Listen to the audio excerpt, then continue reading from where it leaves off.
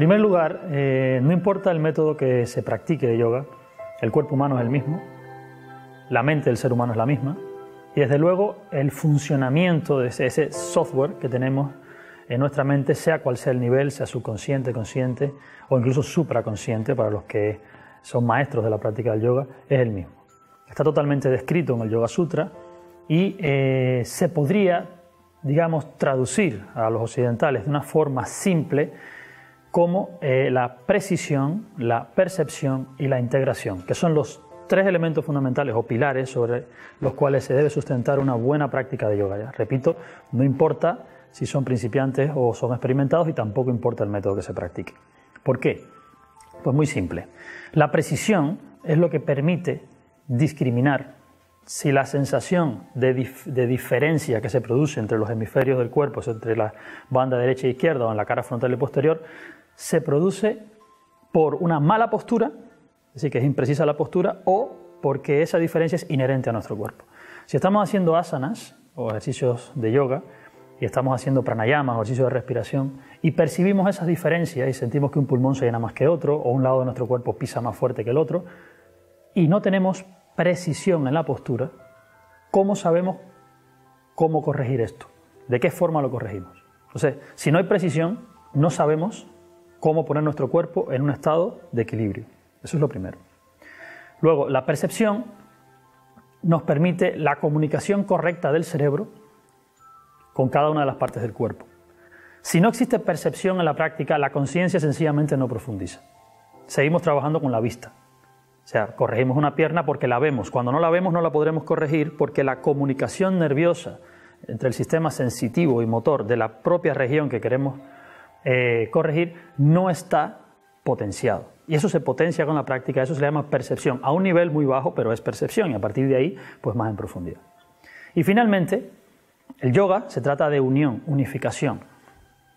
Nuestra mente no es una mente que esté en un estado de unidad, es una mente que está en un estado de separatividad.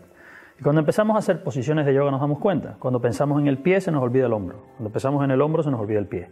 Es decir, la mente salta del pie al hombro o del hombro a la pierna o al vientre según el foco de atención se mueva.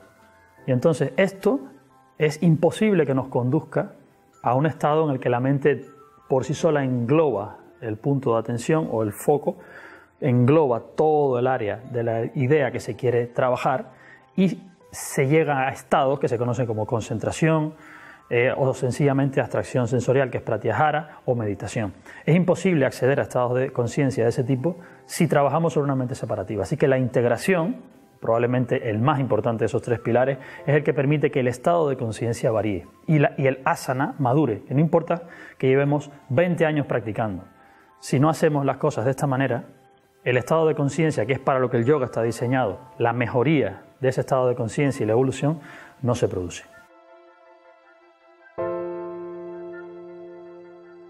Yo respondería a esa pregunta con una pregunta. ¿Dónde está, en qué área de su cuerpo, o de su mente, o de todo lo que les define como ser humano, dónde está la conciencia? ¿De qué zona de ustedes mismos son conscientes en este momento? La respuesta es simple, de la piel. La conciencia en el ser humano corriente está de la piel hacia afuera. Sufrimos de una extroversión enorme con respecto a la capacidad de introversión que tenemos. Nos hemos hecho a imagen y semejanza del ojo. Nuestra mente depende directamente del ojo. Somos altamente audiovisuales en este momento. Nuestra práctica depende del ojo. Por eso, cuando hacemos una posición, y todos los principiantes me lo preguntan siempre, ¿podemos poner un espejo para saber si estamos bien? Eso me lo preguntan a diario. ¿Se lo pueden poner? Lo que pasa es que mientras más espejos usan, mientras más siguen usando el ojo, más debilitan el resto de los canales sensoriales del cuerpo, que son los que van a dar la propiocepción.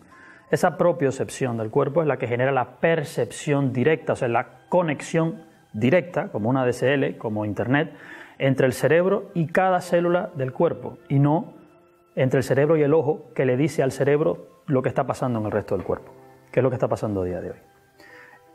El proceso de expansión de la conciencia, que va a la par del proceso de concentración de la conciencia, van a la misma vez, trabajadas juntos, permite que se entrene toda la fibra nerviosa del cuerpo y del cerebro para que la mente dé una cobertura adireccional.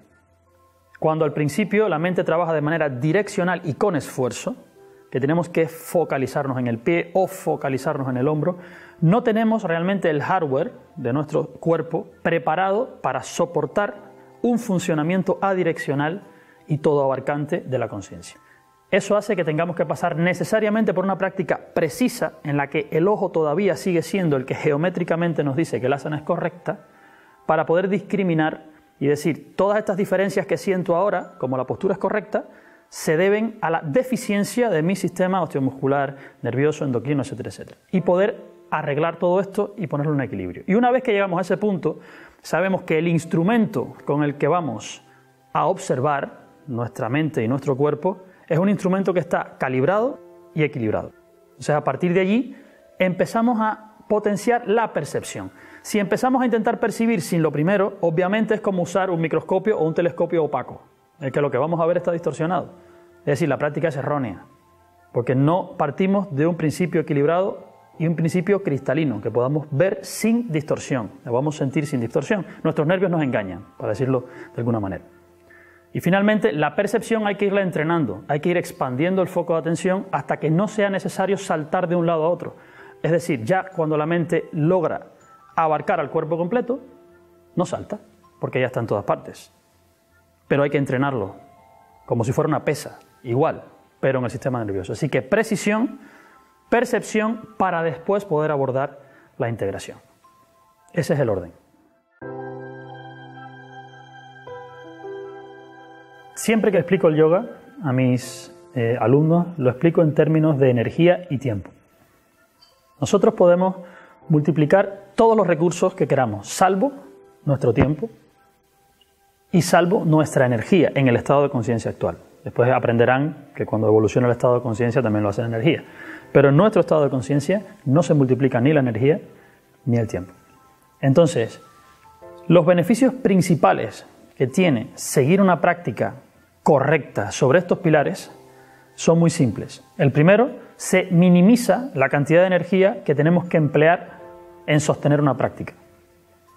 Segundo, se potencia el resultado de la práctica haciendo que todos los desequilibrios que se pueden traducir como enfermedades, aunque no sean patológicas desde el punto de vista del yoga, las pequeñas lesiones, molestias posturales, deficiencias de los sistemas fisiológicos por estar desequilibrados, por no tener una homeostasia correcta, van desapareciendo con el tiempo. Es decir, se gana una calidad de vida en menos tiempo con respecto a seguir un curso o seguir una práctica sin este tipo de control. Y tercero, mucho más importante que todo, se minimiza el tiempo en el que uno recibe los beneficios profundos del yoga, que son los que realmente lleva buscando desde el principio. Estos beneficios a veces nunca llegan en la vida, porque la propia práctica de yoga está definida en el Yoga Sutra, que debe ser durante un largo periodo de tiempo, de manera ininterrumpida y con toda la atención que la conciencia pueda prestarle. Y en un momento actual en el que la extroversión que nos exige el propio sistema social en el que estamos viviendo en Occidente, es casi imposible que sin un método riguroso y ya optimizado nos planteamos, incluso a medio y largo plazo, convertirnos en yogis en el mismo siglo XXI en el que vivimos. Y el objetivo que yo tengo con estos tres pilares es que esto sea posible aquí y ahora, en mitad de esta sociedad. Que no sea necesario un retiro, que no sea necesario nada más que vivir aquí, pero hacer las cosas correctamente estructuradas y observadas, para que el resultado sea óptimo y nuestra energía y nuestro tiempo dedicados a ellos, mínimo. Ojalá hubiese tenido yo al principio de mi práctica una guía como esta, para comenzar a practicar. Yo les diría que tengan muy en cuenta que el yoga es uno de esos ejercicios en los que importa más la relación que establecemos con él que el resultado que da el ejercicio. Porque la transformación a la que está evocando el ejercicio de yoga no es una transformación meramente física. Por eso es un ejercicio que no es cuantificable únicamente en resultados de elasticidad o fuerza o equilibrio corporal. Como lo que se está dando en un ejercicio de yoga tiene un impacto profundo que llega al propio foco de atención de la conciencia y llega a nuestro estereotipo dinámico de conciencia, que es nuestro carácter, yo les pediría que, sin olvidar la meta, que es, por supuesto, el aumento de la calidad de vida, les diría, no pierdan tiempo, no gasten o hagan esfuerzos inútiles. Busquen la forma óptima de llegar lo antes posible a un estado en el que puedan discriminar si su práctica es correcta o no, que es el verdadero estado de independencia de un practicante de yoga. Mientras tanto, estamos siempre pendientes de que alguien nos corrija o que algún manual nos enseñe. El objetivo de nuestro trabajo, todo nuestro trabajo, es que hayan practicantes de yoga, no personas dependientes del ojo ajeno para que practiquen o para que sepan cómo se hace el yoga.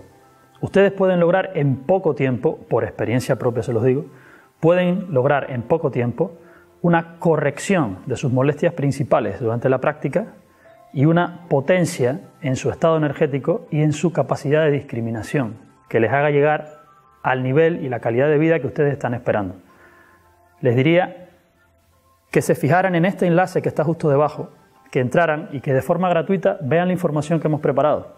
Si está hecha para que de manera gratuita ustedes la vean, se beneficien de ella y la divulguen, porque es algo que a día de hoy todo el mundo debería saber. Espero que lo uses, espero que te sea beneficioso a ti y espero que hagas que a otros también les sea beneficioso. Muchas gracias.